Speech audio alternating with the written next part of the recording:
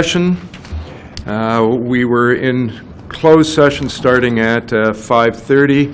This evening, Council held a closed session meeting. Council reviewed the minutes of the closed session meeting held on March 5th, 2018, and discussed 3 matters respecting a potential disposition of property by the municipality. Council provided further direction to staff respecting the matter. Good? Good. So, additional business, staff? Anybody? Go ahead. I have two items, Your Worship. The first is on our Sharps disposal program, and the second commenting on grant funding from the Ministry of Transportation on the 10th Street Bridge, Your Worship. Great, thank you. Council, I think, go ahead, Marion. Thank you, Your Worship. I just wanted to announce an event that is being put on by the Grace Alba Conservation Foundation. Okay, Councillor O'Leary.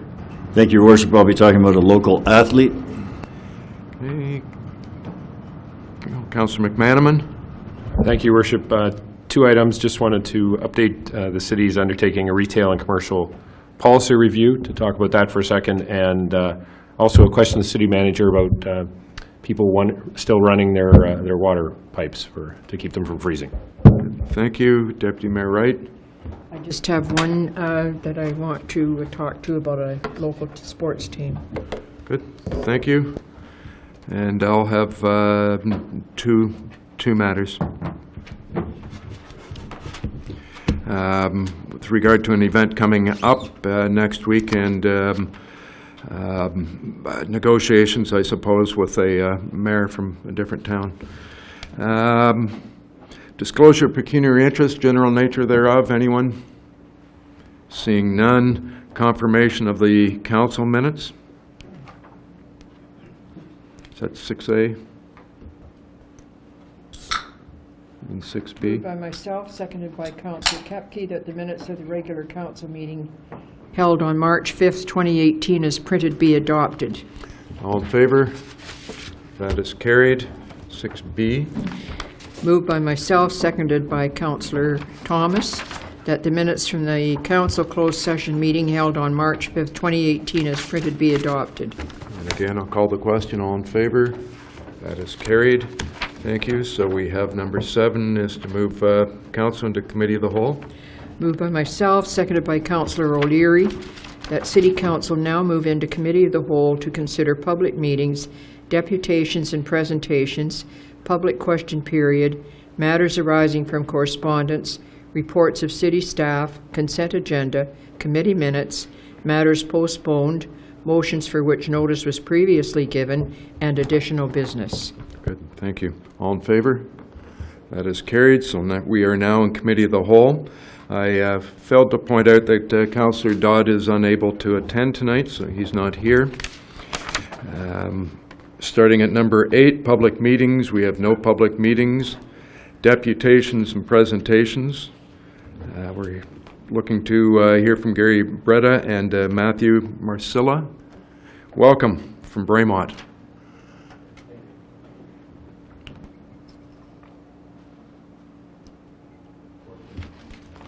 There you go. Excellent, thank you. Good evening, Your Worship, and members of council and other staff members.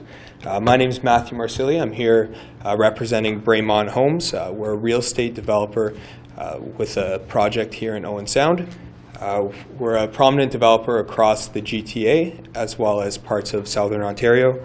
We've done projects in the past in places like Wasaga Beach, Midland, Barrie, Pickering, Norfolk County, and our most recent project here in Owen Sound. Our project here is located at 1800 8th Street. It's immediately adjacent to the Owen Sound Hospital. We're calling the development site right now Telfer Creek. We're going through with the planning department at the city, as well as the county and everyone, to work through the official plan amendment and the zoning amendment process. The reason I'm here tonight is to ask council and your worship for an extension of the development fee moratorium onto the subject site, which I just spoke about. The primary reason for this is to expedite the development of this site and to expedite the development of the Sydenham Heights redevelopment area. As part of that, And we had sent a letter to council as well as your worship on March 5th in 2018 to that effect. So just to give you an idea of our site, which would be the other one. Sorry. There it goes, perfect.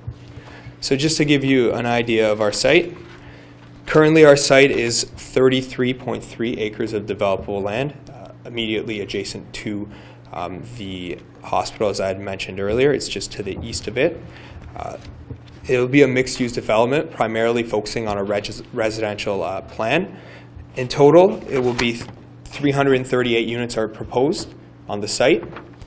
That's 43 single detached residential units, 22 semi-units, 37 street townhomes in 7 blocks, an aspect of about 50 stacked townhome units, and then 2 condo blocks, one of which we expect to have some sort of retirement aspect to it.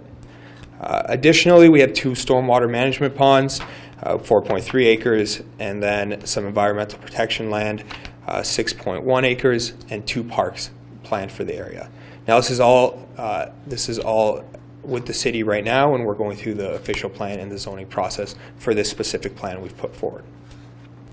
In our letter sent to council and to your worship on March 5th, we requested development charge moratorium be extended onto the first 2 phases of our site.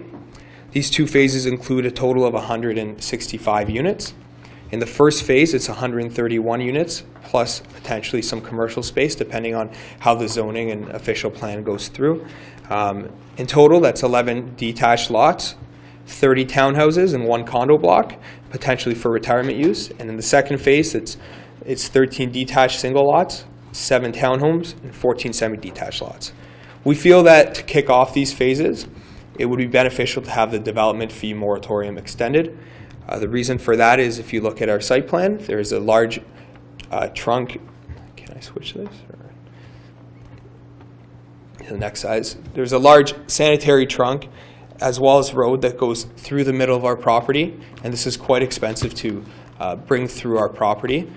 And for this reason, we feel like it would help us kick off our project and really help us bring a lot of units to market at one point in time. Otherwise, it might be difficult to provide a large number of units in the city of Owen Sound at one period of time. And that's why we're requesting the development moratorium on the first and the second phase of our project. Additionally, we feel at Braemont Homes that we're providing a large mixed-use community, larger than what was expected on the property by the city of Owen Sound. In fact, initially the site was looked at to have 282 units. We're at 338, which is 56 units above. We feel the town will benefit from some development charges as well as taxes and the tax base from these additional units. And for that reason, we feel that it would be reasonable for us to ask for the extension of the development charge moratorium to be extended on those 2 phases of the project. We hope to bring this project to the city of Owen Sound as soon as possible. We're working with town right now on the official plan and the zoning bylaw.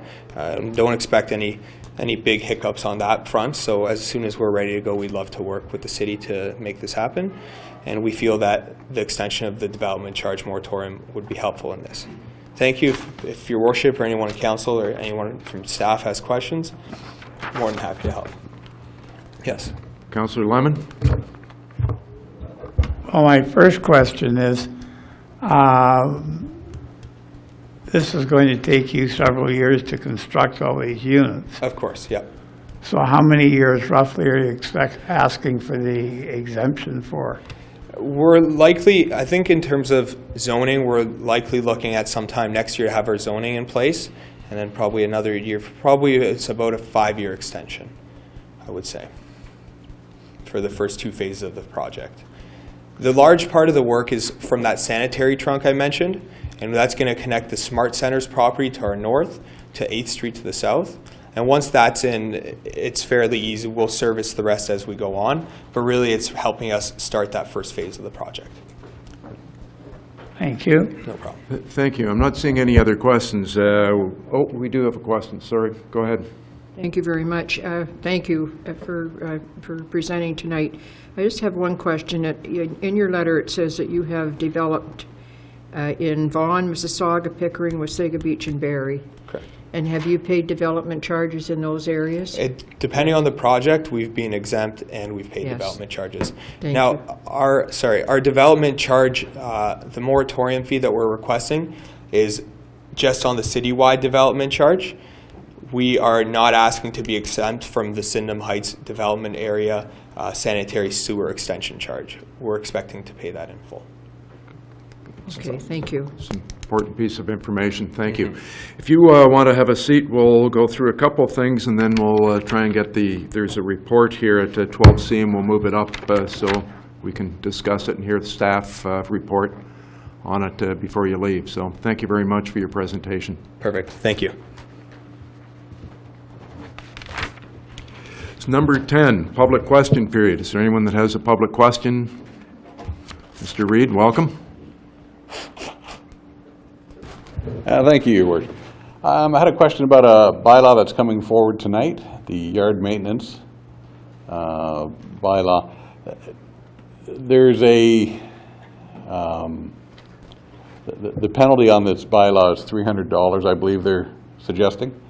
And I was wondering when that comes in effect. Is that on an initial, when bylaw is first notified about a issue and they go out, is that the $300 fine?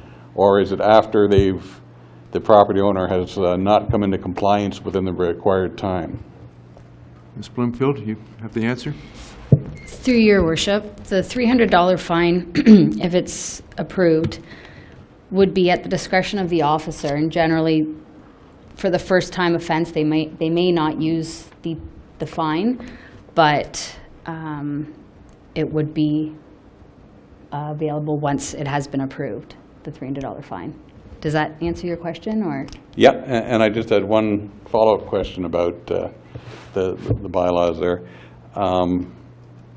Will this bylaw be enforced equally across the board and without prejudice, where in past certain bylaws seem to be, you have complaints on them, but nothing seems to get done? There's some major property owners in this city that seem to be a kind of above the bylaw system. And Mr. Ritchie, do you want to If I respond? could, Your Worship, certainly all our bylaws are certainly intended to be enforced equally amongst all ratepayers, and this one will as well. okay, thank you. Thank you. Number 11, correspondence received, for which direction of council is required. We have no correspondence. Number 12 is where we start the reports from city staff, and I wonder if we can move 12C forward. I think I've got the right one. Is Yes. 12C? Council's agreeable? Yep, please go ahead. Thank you, Your Worship. So this evening's report, the subject is Braemont Corporation request regarding development charges. The recommendation is that in consideration of the staff report, to forgive the area-specific charge and the citywide development charge, the council deny the request. Braemont Corporation undertook a pre-consultation with the city's development team in October of 2016. The subject property is located east of Grey Bruce Health Services and north of 8th Street East, and is approximately 33 acres. Applications for official plan amendment and zoning bylaw amendment were submitted on December 21st, 2017, and the application was deemed complete on January 19th, 2018, and a public notice was given respecting the complete application. At the request of the developer, a public meeting has not been scheduled until such time as this request has been addressed. This evening, we have a 7-page report that is available on the city website for the public, and I am sure that council has read the report, so I will get to the crux of the matter. These lands were part of Sydenham Township, annexed by the city in 1987, and for the most part have not been developed. One of the reasons they have not been developed is there are no water or sanitary trunk services to most of the area. And Mr. Marcelli's original letter had asked for a forgiveness from the area-specific bylaw, but apparently tonight that's no longer the request? Our request is for the Citywide. Okay, so I will skip through the rest of this report on that, Your Worship, and come to my summary that on the matter of waiving the citywide development charges, the city's current development charges bylaw applies to all development in the city, and it expires on March 1st, 2020. Under the Development Charges Act, there must be a public process to support a new bylaw, and all developers and the public are encouraged to take part in that discussion. So certainly, Mr. Marcelli's group, along with all other developers in Owen Sound, as well as our public who have a vested interest in the Development Charges bylaw that council may bring into place in 2020, should certainly get involved in that public process. It will be taking place probably in 2019, Your Worship, should council decide to be in place by 2020. So at this time, I would recommend that, and certainly all staff would recommend, you don't deal with this as a one-of, but you do it in the context of the new bylaw. So, Mr. Ritchie, right now, residential, general, development charges, we've waived until 2020. So if they start building a house or get a building permit in 2020, or before that deadline, before the specific deadline, then there is how long for them to complete the house? I will let Ms. Coulter answer that. She is our DC expert. Through you, Your Worship, I'm not sure I'm an expert, but the schedules that are attached to the bylaw do lay out there's sort of 5 years. So a building permit issued before March 1, 2019 would have essentially till March of 2020 to have occupancy. So, building permits issued in that last year would have a very short window to get occupancy. But as the city managers indicated, we'll be starting the review in 2019 toward a new development charges bylaw. And I think what's being recommended is that you would consider this input together with the input as council's establishing your new bylaw in the context of that study. Okay, thank you. Any other questions from council? Any discussion? Councillor Lemon? I had heard that we collected development charges for some builders. If we still got the moratorium, how could we be collecting development charges? Any development charges that have been collected, they did not comply with the agreement of the moratorium. They did not build within the required, they did not have occupancy within the required period. But the required period isn't over yet. It is if the permits were issued in a certain timeline. So yes, we have collected on some development charges. The builder did not build within the required timeline. That's the agreement. Active occupancy. Within a year, even like if they started now, they have to be occupied within a year. Through your worship, the schedule is laid out as attached to the development charges bylaw, but as council will recall, you wanted to give a window for occupancy in order that you would get those units on the roll and you would get them paying taxes. So it's scheduled with the first deadline being March 1 of 2018, so we're just past that deadline. So then building permits this year will have till March 1 of 2019, I think. That's just a year from start to finish. That's the bylaw we passed. Yeah. Thank you. Deputy Mayor Wright? Yes, I will move this recommendation. Okay. Councillor McManaman, you had your hand up as well? I was just going to say we welcome Braemont to the community, and we look forward to their developments, but since they've withdrawn their request to waive the area-specific development charge, I think it's premature to even discuss it, so I support denying the request at this time. So I'm going to call the question. All in favor? Wait a minute, are you talking? That hand went up awfully. I was going to say, do you just need to alter the motion because of what we heard here tonight? The request is only for the citywide, but it's not really pertinent because it's already in place. Just as the wording on the recommendation, just for clarity's. I'll certainly defer to the clerk and what the clerk thinks, Your Worship. All the pressure's on you. I think since the original request did speak to this, that we'll leave it as is. Okay. Now can I call the question? All in favor? That is carried.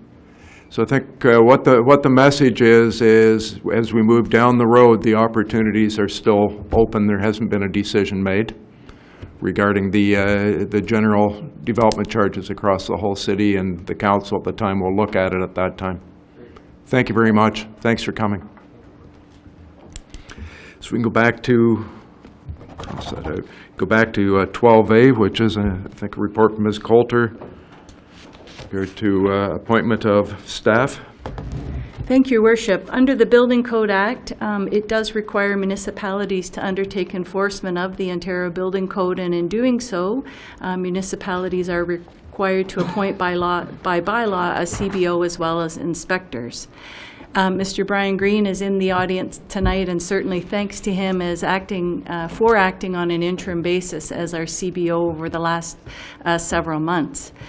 The city has undertaken the recruitment and hiring of a new CBO. John Taylor's also here this evening, and we're looking for a bylaw from council to appoint Mr. Taylor as the CBO. Mr. Green would remain in a consultative capacity during the staffing transition, so the bylaw should remove him as CBO and appoint Mr. Green as the building inspector. So the recommendation, Your Worship, is that council would approve a bylaw under the Building Code Act, approving Mr. John Taylor as the CBO and Mr. Brian Green as the building inspector. Great, thank you. So moved. Councillor Lemon has moved it. Any discussion? Seeing none, all in favor? That is carried. Welcome. Welcome to my nightmare. I always wanted to sing that Alice Cooper song. I think you've probably been hanging around with Brian, so you've been through City Hall, and I think you'll enjoy it. So welcome. Thank you. 12B, report from Ms. Allen, purchasing. Thank you, Your Worship. This is a report awarding the tender for the roof rehabilitation at the Bay Shore, as well as the Tom Thompson Art Gallery and the library. Just to note that the library and the Tom Thompson are considered one project within the discussion, as they do share a roof structure. The lowest bid is DJ Pete, and the total amount of $282,284 is well below the overall budget of $385,000 that was included in the 2018 capital budget approved by council. Great, thank you. Councillor Kepke? Thank you, Your Worship. I'd be happy to move that recommendation. Okay, any other questions? Seeing none, all in favor? That is carried. Thanks. 12D, Ms. Bloomfield. Thank you. Through Your Worship, the voting period for the 2018 municipal election will begin on Friday, October 12th at 10 a.m. and will close on Monday, October 22nd at 8 p.m. Although the public can vote from the comfort of their home, we will be having help centers throughout the voting period. There will be a help center at City Hall, the Legion, the Rec Center, the Mall, and the Bayshore on various dates and times. Staff will also be attending all institutions and retirement homes throughout the voting period. For anyone considering running in the 2018 election or registering as a third-party advertiser, there is an information session being held on Tuesday, April 17th from 6 to 8 p.m. at the Bayshore Community Center. There is another session being held on June 21st from 6 till 8 at the Flesherton Kinplex. Both sessions will include information from the Ministry of Municipal Affairs, MPAC, and Grey County. Staff from each member municipality will also be available to answer questions and provide additional information. Anyone interested in attending needs to register online at www.eventbrite.ca. The MPAC enumeration process for the 2018 municipal election has begun. Eligible electors can visit www.voterlookup.ca to confirm or update their electoral information, add an elector name to an address, and change school support. Changes to the Municipal Elections Act have required that the city's signed bylaw and election resource policy be updated to include third-party advertisers. The Municipal Elections Act now provides authority to council to enforce election advertising contraventions. It is staff's recommendation that this authority be delegated to bylaw enforcement, who will enforce based on the city's current complaint-based policy. The recommendation in this report is for council to direct staff to bring forward 3 bylaws, one to amend the sign bylaw, one to amend the use of city resources during elections policy, and one to delegate the authority provided by Section 88.7 of the Municipal Elections Act respecting election advertising to bylaw enforcement. Great, thank you. Discussion? Motions? Councillor Kepke. Thank you, Your Worship. I'd be happy to move the recommendations contained in this report. Thank you. Any other discussion? Seeing none, call the question. All in favor? That is carried. 12E, Ms. Coulter again, the Enterprise Center. Thank you, Worship. The Business Enterprise Center opened its doors in 2000 and has been providing an excellent resource to small businesses who are starting, growing, or expanding in our community. Staff have provided a tremendous resource to the business community over this time. The Business Enterprise Center is an innovative alliance with the Ministry of Economic Development, Employment, and Infrastructure, and the city has 3 agreements with the ministry. One is a core funding agreement, and then there's an agreement for starter company as well as summer company. Council has been updated by both city staff and through the county's economic development staff on an initiative with the County of Grey Georgian College Blue Water School Board as well as the Bruce Grey Catholic District School Board on a regional skills, training, trades, and innovation center. As is shown in attachment 1 to the report, the Business Enterprise Center is a pillar in the Regional Skills Center. In order to facilitate this transfer, an agreement between the city and the county is required for the transition period, essentially being now until March 31st of 2019. So the agreement is attached and it really outlines the responsibilities of the city and the county during this time. I would note that there is a reserve that has been accumulated over the years of operation of the Business Enterprise Center that upon kind of completion and payment of existing liabilities, that reserve would be transferred to the county, as well as council's $15,000 budget for the Business Enterprise Center would be transferred in a prorated amount. The city will work collaboratively with the county to complete the necessary audits of the programs going forward. So the transfer would happen essentially on March 1st, and the Business Enterprise Center, anyone listening should know that the services will continue. They'll continue to provide great resources. Summer Company, Starter Company will continue with their intakes, and so staff will be open and operating immediately April 1 at the county, and then the idea is that it will be open as part of the Regional Skills Training and Trades and Innovation Center beginning in September of 2018. So, Your Worship, the recommendation is that Council would approve a bylaw authorizing yourself and the clerk to execute the agreement with Grey County. Great, thank you very much. Councillor O'Leary? Thank you, Your Worship. I'll move that recommendation. Discussion? Seeing none, I can advise that this went through County Council 3 weeks ago approximately, and was approved with a fair bit of enthusiasm from our co-councillors around the county. So all in favor? That is carried. Thanks. Go ahead. Through your worship, the city has a property standards bylaw that is enforced by the city's bylaw enforcement staff. The bylaw is effective for many situations. However, where the city wants to address matters quickly, the property standards bylaw is an impediment, as it can be a lengthy process and includes the opportunity for appeal. A yard maintenance bylaw would allow the city to respond to complaints about certain matters in a more timely fashion. And the yard maintenance bylaw would be in addition to the property standards bylaw. The draft yard maintenance bylaw governs matters on the exterior of private property, such as health, fire and safety hazards, waste, long grass and weeds, hedges, shrubs and trees, pests and wells.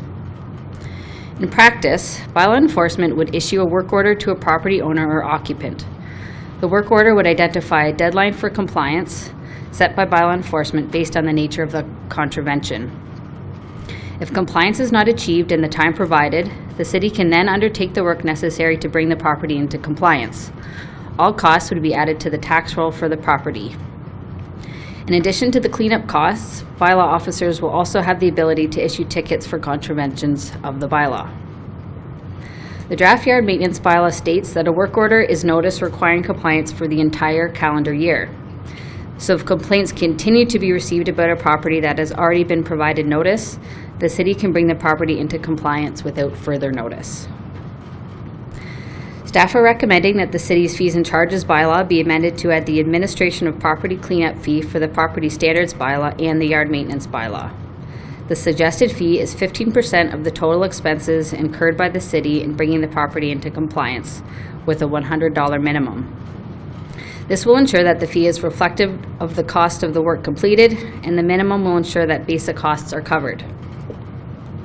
Staff are recommending that the set fine amount for the yard maintenance bylaw be $300, which is compatible with other Grey County municipalities and other city regulatory bylaws. Staff are also recommending that the forms attached to the property standards bylaw be removed. This is now a common practice, as forms can often require changes. Bylaw enforcement will be updating these forms, and they will be available on the city's website. The recommendation in this report is to direct staff to bring forward the draft yard maintenance bylaw, apply for set fines for the yard maintenance bylaw, and bring forward a bylaw to amend the fees and charges bylaw and the property standards bylaw in accordance with the report. Great, thank you. Questions, discussion? Councillor Lemon? Question. If somebody doesn't like the standard to which the city is keeping up property, does this apply to the city property? Could you say in their private property? If we received a complaint about a city property, we would also follow up on it as well. Okay, just curious. Others? Mr. If I Ritchie? could, Your Worship, certainly speaking for staff in the bylaw department, the clerk's department, and I know council, sometimes enforcing our bylaws through the processes we have been using are as frustrating to us as they are certainly to members of the public. This particular option first came forward to us through the members of the public. We pursued it. It certainly seems to be something that I believe in many cases we will find that works to every ratepayer's advantage. So we're enthused to see how it works, and I think you will see it improve some of our nuisance bylaw complaints be handled much, much quicker. Go ahead, Richard. Thanks, Your Worship. I just wanted to ask, is this thing on? Okay. Just wanted to ask, if we pass this tonight, what sort of public outreach will there be to inform people of the new bylaw? Because it is a bit of a change and maybe a bit of a surprise to some people. Through your worship, that's a great point. The bylaw wouldn't be approved until the next meeting, so that's a couple weeks, but we would for sure do a media release and send out notice on Facebook and Twitter to let people know of the change. So, if I may, I've got one question. It seems that staff goes out, they talk to somebody, the yard gets cleaned up, a week later there's another complaint because it's back to what it was, but had been cleaned up. How will this apply to that? So once notice has been provided, we are not required to again notify. We would have the ability to just go in and say, cut the grass if it needed to be cut. If once we've told you once, it needs to be kept that way for the entire year. So, and we can fine. And we can fine as well. So they have to maintain it once they receive notice for the rest of the year? That is correct. Okay, great. Any questions out of the questions I asked? Councillor McManaman? Sorry, just to be clear, this report's come tonight, the bylaw isn't passed. I think the next meeting in 3 weeks. If people did have questions or comments or concerns, they'd have that time frame to get back to us. That is Thank you. correct. Okay. Go ahead. Thank you, Your Worship. This particular bylaw is acted upon by complaint only, is that correct? That is correct. Thank you. Okay. Councillor Lemon, last question? Yeah, question. If somebody is charged the $300, how do they appeal it? If they feel it's unjust? I'm not sure of the exact details of how to appeal. Our bylaw enforcement officers would better have that answer, and I could provide that to you via email tomorrow morning. Okay, because I think it's important to be an appeal process. There would have to be, right? But There is an appeal process, but I'm not sure exactly the exact steps involved, but there is an appeal process available through the courts. go ahead.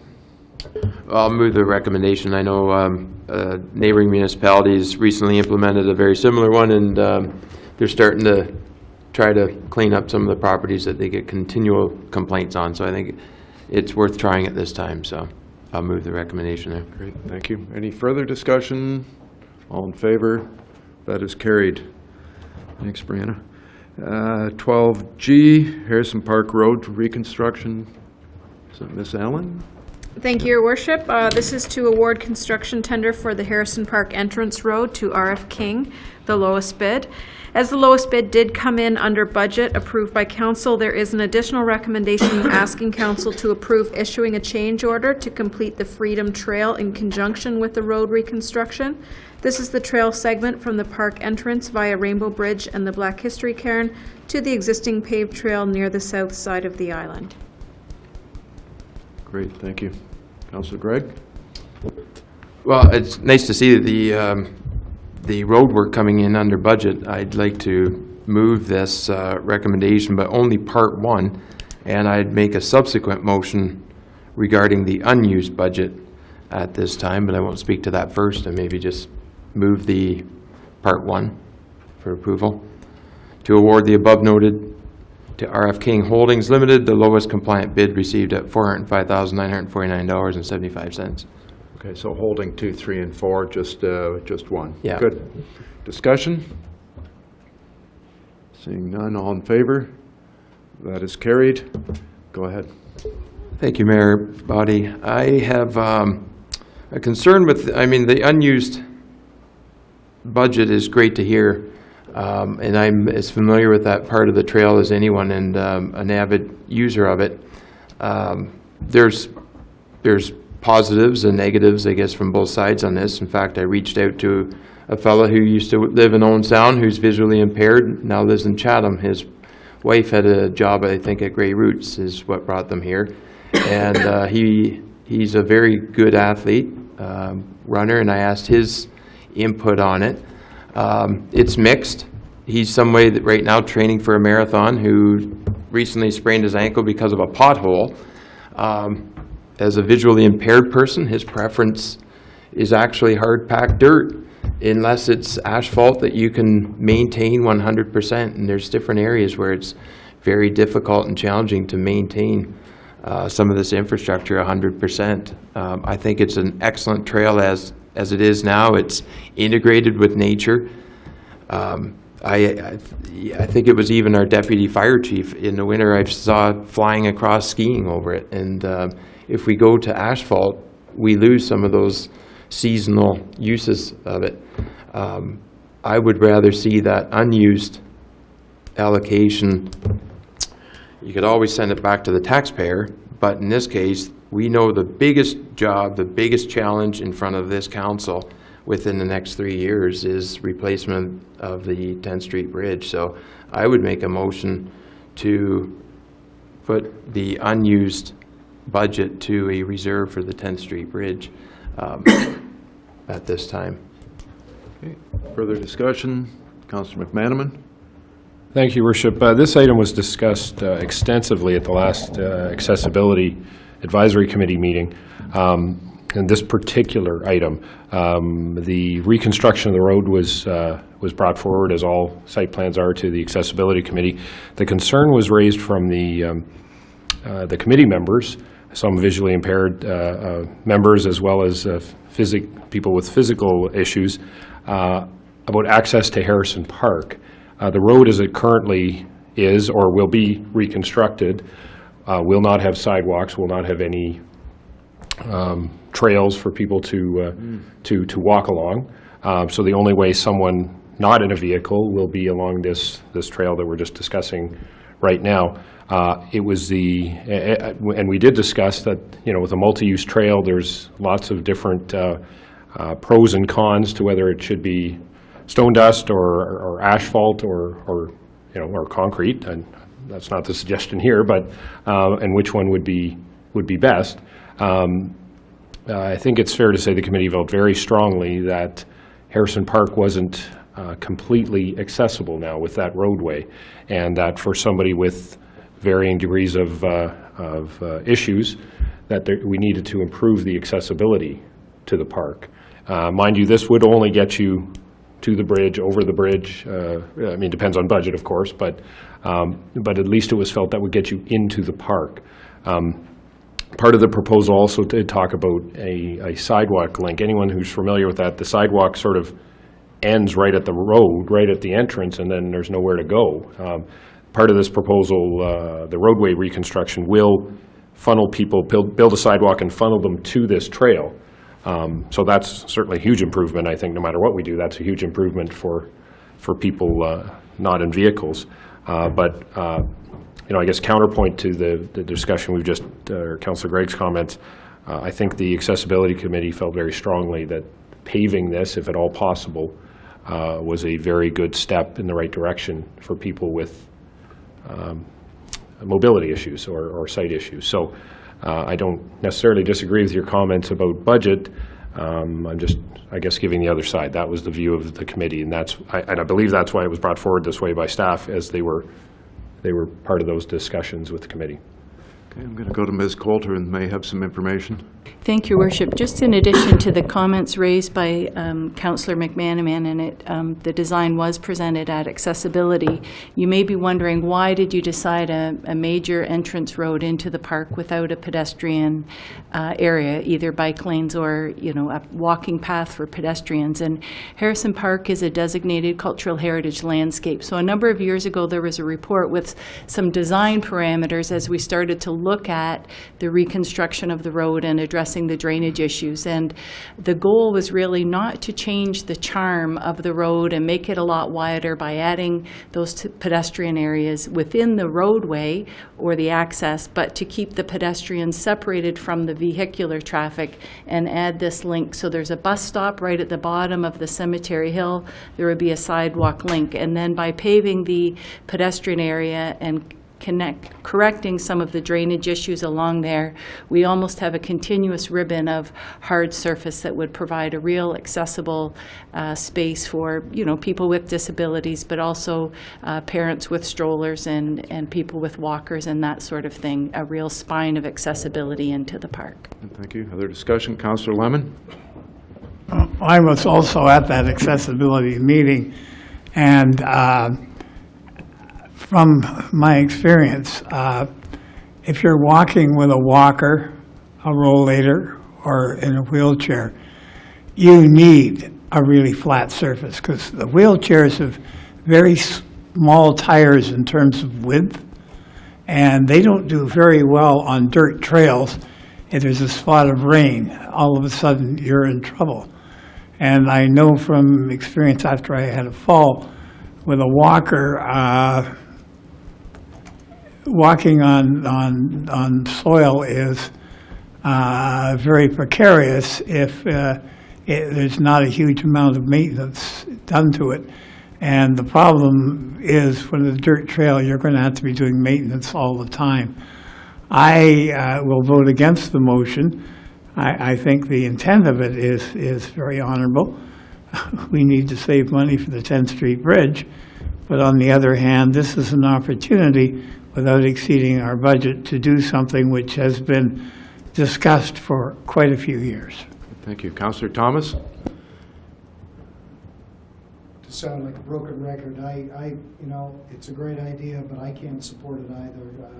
I use that trail quite a bit myself, as you know, and after a good rainfall, it's all but impassable sometimes, except to the people who are in the best of shape. And so, I think improving accessibility into the park is important, for sure.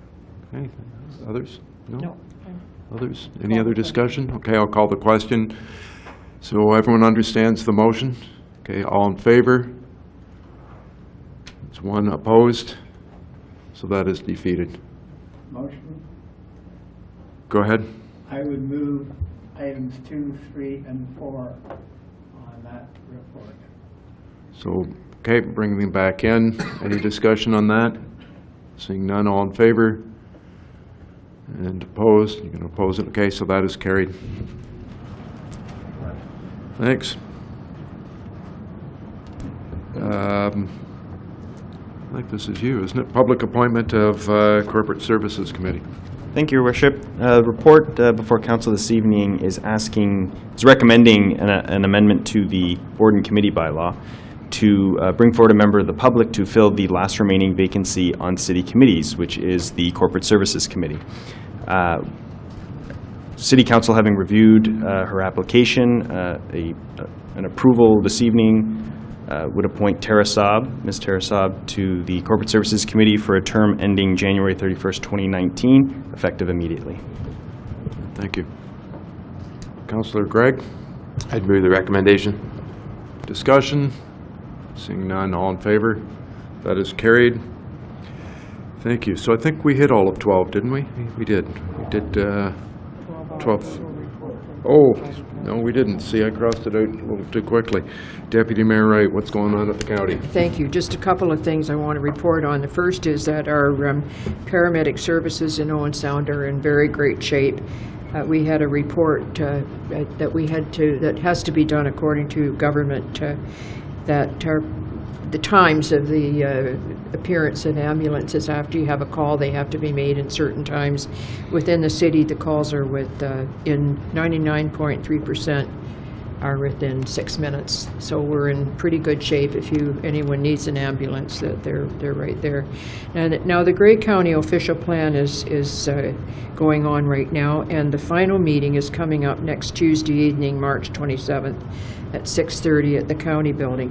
Now, I do know that's talking with Ms. Coulter that our staff has met with the county, and I am going to get the report from her so that we know where the city stands. There are some significant changes in the report, a couple that will affect the city, and I'm quite sure that our planning staff is on top of that. But anyone who wants to have any input at all into the planning of the official plan, next Tuesday night is where it's at, the 27th, up at the county building at 6:30. Good, thank you. Any questions? Okay. Deputy Mayor Wright? It's on the web under Recolor Gray. If you look up that, it gives you the whole report, and you can pick out the areas that you want. Okay, that's it. Good, thank you. So we're down to number 13, consent agenda. Through your worship, on the consent agenda this evening is minutes for receipt from the police board. Final approval was issued for the following business licenses. Leona Bennett to provide massage therapist services at 1088 3rd Ave East. Autism Behavioral Services at 1529 9th Ave East. Kelsey's has a new owner, JMVR Holdings at 1350 16th Street East. Next Level Carpentry, a home occupation at 1194 2nd Avenue West. Sprout at 158 9th Street East. The Nutty Baker's Food Shop at 883 10th Street West. McCarroll Mechanical, a home occupation at 337 11th Street West. The Pumpkin Coach at Unit 6, 1050 2nd Avenue East. And Owen Sound Medical Aesthetics at 708 16th Street East. And lastly, there is correspondence received, which is presented for the information of council. A full listing is available at 13C. Thank you. Thank you. Moved by myself that City Council receives items 13A to 13C on the consent agenda dated March 5th, 2018. All in favor? That is carried. So if I can go back through there were minutes from the Owen Sound Police Services Board. Councillor O'Leary, anything to report? Yep, thanks, Your Worship. This was the January 24th meeting, which was the first in 2018, where Garth Pierce was elected chair of the Public Services Board, or Police Services Board. Mr. Pierce welcomed Jill Sampson as she was attending her first Police Services meeting as a public member. Inspector Flooney did a PowerPoint presentation on collisions in Owen Sound in 2017. 71 of those involved injury. There were no fatal collisions. There's 12 collisions with pedestrians and 5 involving cyclists. The least number of collisions occurred on Sunday, totaling 53, and the most were on Friday, totaling 110.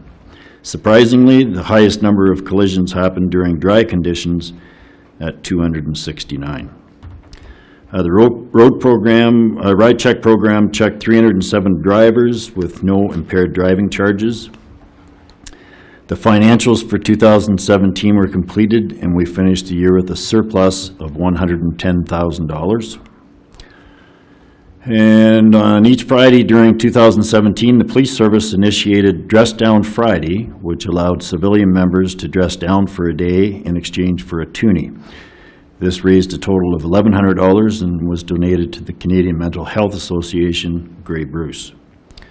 And members of the service also engaged in their annual Christmas food drive and managed to donate 1,824 pounds of food to the Salvation Army Food Bank. Thank you, Worship. Thank you. So you just reported on January 24th. I'm looking at our written document that seems to indicate that it was 19th of March, 2018. Am I reading that right? No, I'm not. No, I'm sorry. Sorry, my fault. I've switched to the wrong page. There we go. Good. Any questions for Councillor O'Leary? Seeing none, thank you. So now we're down to number 14, which is minutes of the Operations Committee. Back to you. Thank you, Worship. There's a recommendation from engineering for parking restrictions during the winter in the 400 block of 4th Avenue East. After receiving a complaint, staff looked at it and chose to be proactive over safety concerns for emergency vehicles unable to navigate past parked vehicles during the winter months. There was also information from Matt Prentice regarding an inspection report for the Owen Sound water system. One of the issues was unaccounted for water.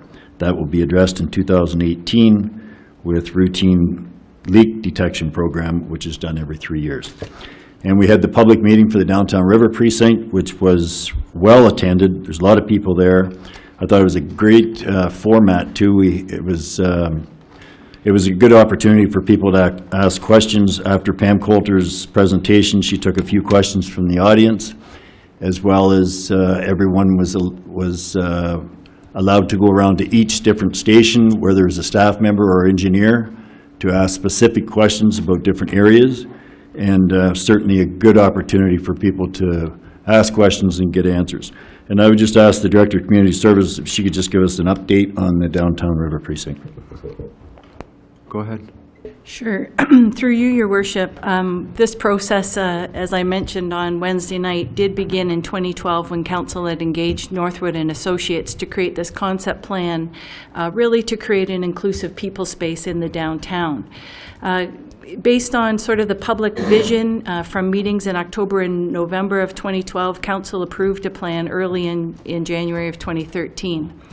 At that point, we sort of paused the process. We knew that an environmental assessment was required, and in order to inform that process, a traffic study, archaeological study, heritage impact study was required. The traffic study was presented at a joint meeting of Operations and Community Services in 2015, and Council had endorsed at that time the general recommendations from that study.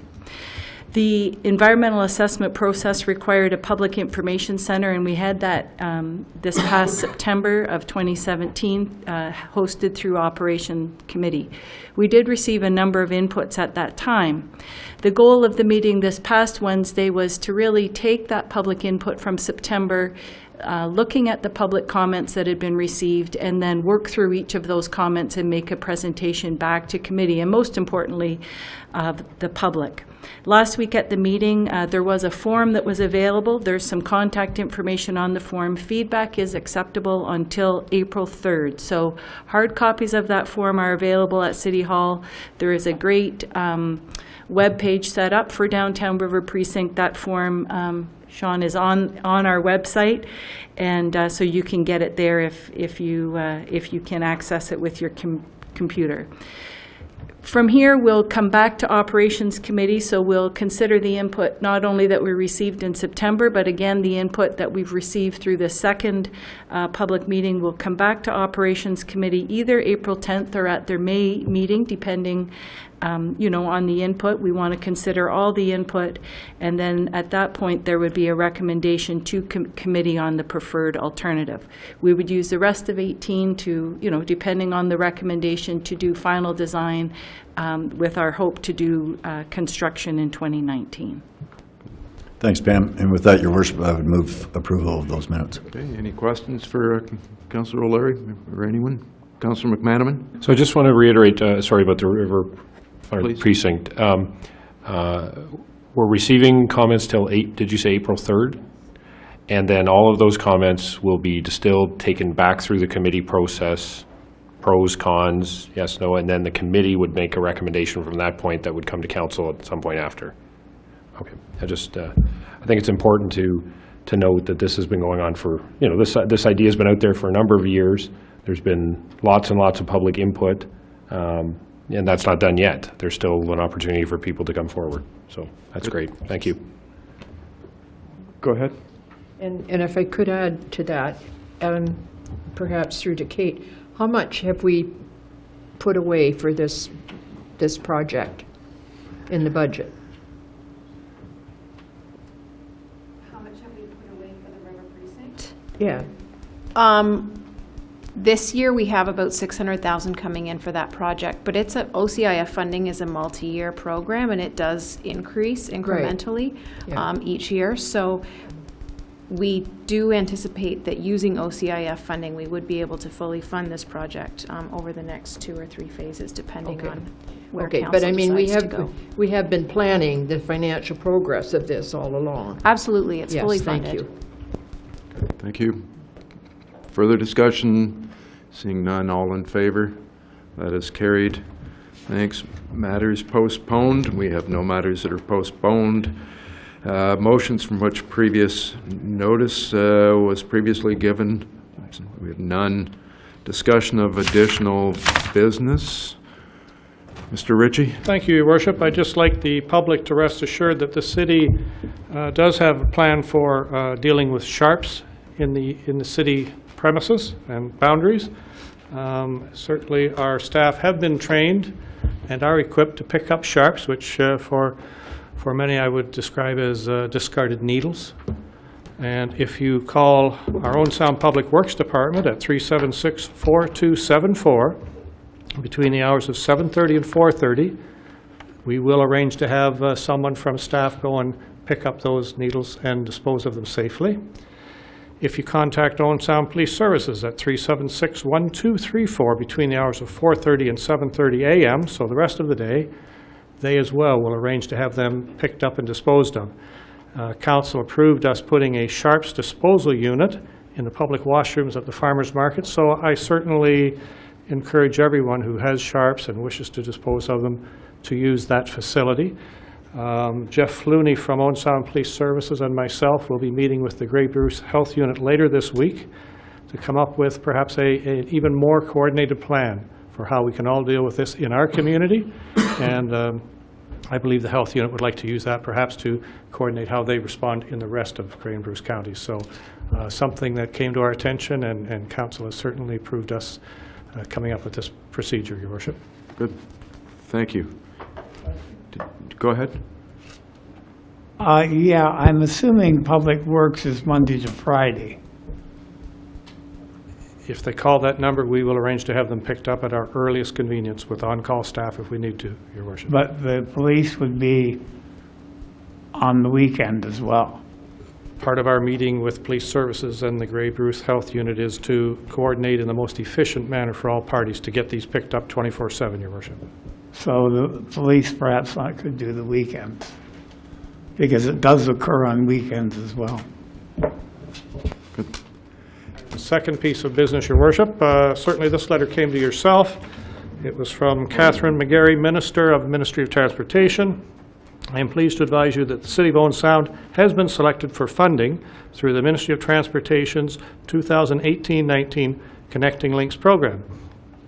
The Ministry's maximum provincial contribution for your project is $3 million towards the replacement of the 10th Street Bridge. She goes on to say that details will follow from Ministry staff in our agreement with milestones.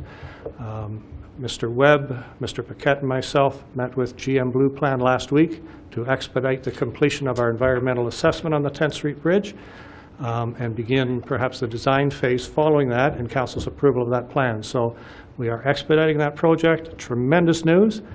Certainly going to be busy in the downtown core in the future. Good, thank you. Councillor O'Leary. Thank you, Your Worship. I just wanted to congratulate local goaltender Shay Tiley, who is currently on a 4-year hockey scholarship with Clarkson University, and really good goaltender. I'm really hoping that we'll see her with Team Canada someday. She's really that good. She just won her second championship in a row last year and this year. They beat Colgate 2-1 in overtime yesterday afternoon. So big shout out to Shay. Good job. Great, thanks.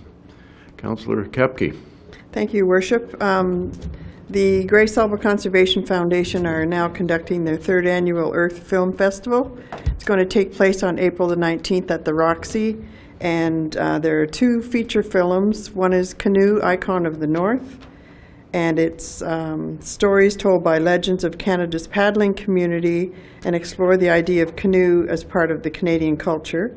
The second film is Where the Universe Sings, which is a portrait of the life of Lauren Harris, who is a founding member of the legendary Group of 7 and expanding the landscapes that inspired him. Both of the film directors will be present to speak, and also conducted for the schools. There's daytime performances too, one in the morning and one in the afternoon, which is completely filled. So happy about that they can present that free to the students. And so get your tickets at the Roxy, $25, and the filming is April the 19th.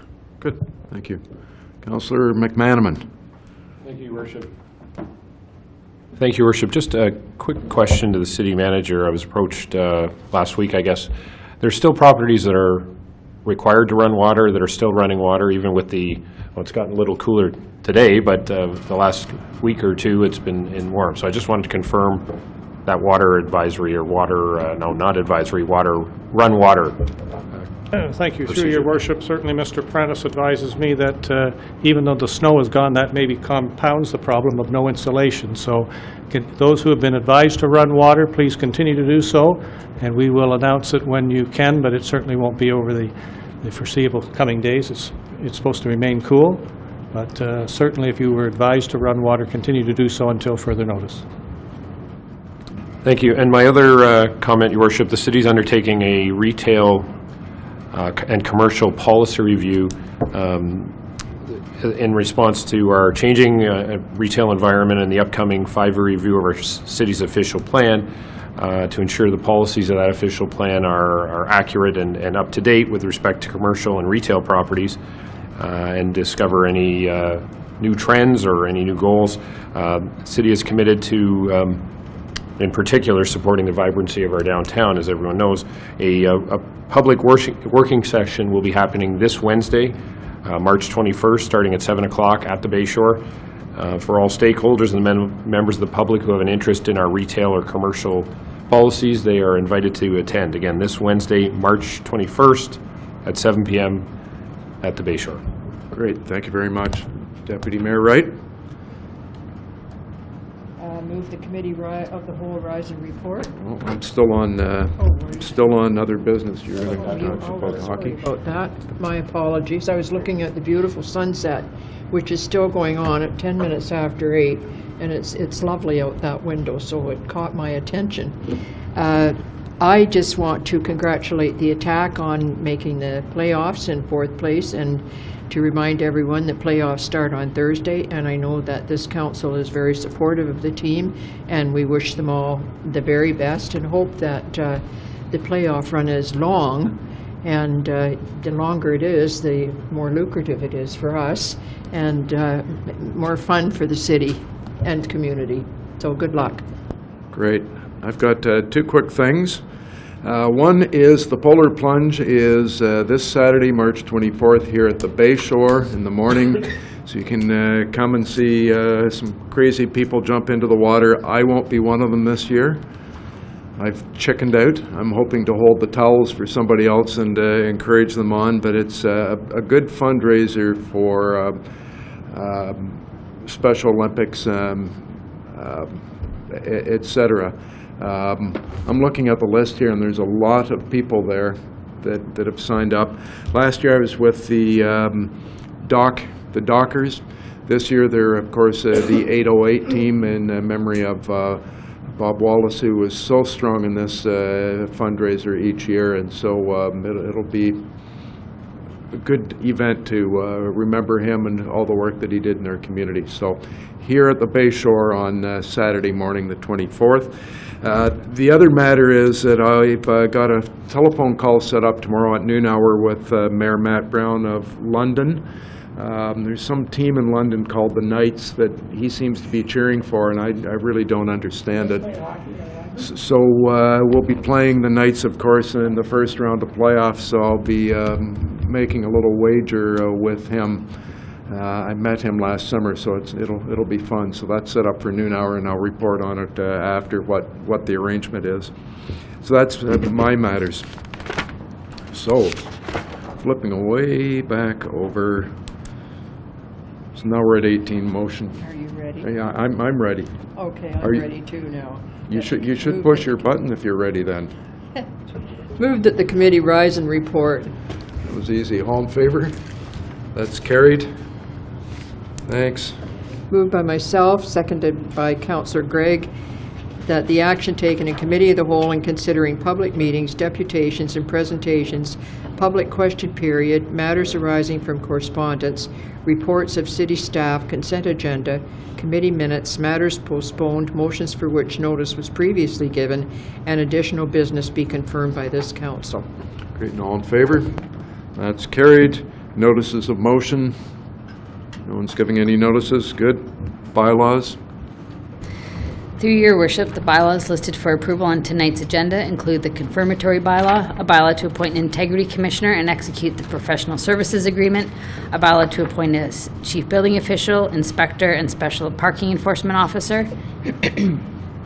a bylaw to amend the off-road vehicles bylaw for housekeeping purposes, a bylaw to execute an agreement with the South Bruce Peninsula ATV Club respecting ATV access to the city of Owen Sound, a bylaw to amend the board and committee bylaw respecting a public appointment to the Corporate Services Committee, a bylaw to authorize certain capital works and the financing of those works, a bylaw to execute an agreement with the County of Grey for the transfer of the Business Enterprise Centre to the county, a bylaw to execute an agreement with Sydenham Properties, Inc. respecting an extension of time for payment of development charges, a bylaw to execute a facility use agreement for the Easter hockey tournament, and lastly, a bylaw to amend the traffic bylaw for the addition of no parking on a portion of 11th Street West. Thank you. Councillor the other one, Councillor Lemon? Please don't make it confused with Well, the other gentleman. sometimes the two of you, I can't tell you apart. Oh, boy, do you need your eyes tested. Your worship, 21I, that bylaw, I will be voting against that bylaw, so if it could be pulled. Okay. So we'll vote Which number is that? 39. 39. Go ahead. Moved by myself, seconded by Councillor O'Leary, that bylaw numbers 2018-31, 2018-32, 33, 34, 35, 36, 37, 38, 40, and 41 be passed and enacted. All in favor? That is carried. Moved by myself, seconded by Councillor O'Leary, that bylaw number 2018-039 be approved, be passed and enacted. Okay, so all in favor? And opposed? Councillor Lemon's opposed, otherwise it is carried. Thank you. So that completes our, all of our business tonight. It is now 8:16 PM, so we're adjourned. Thanks, everybody.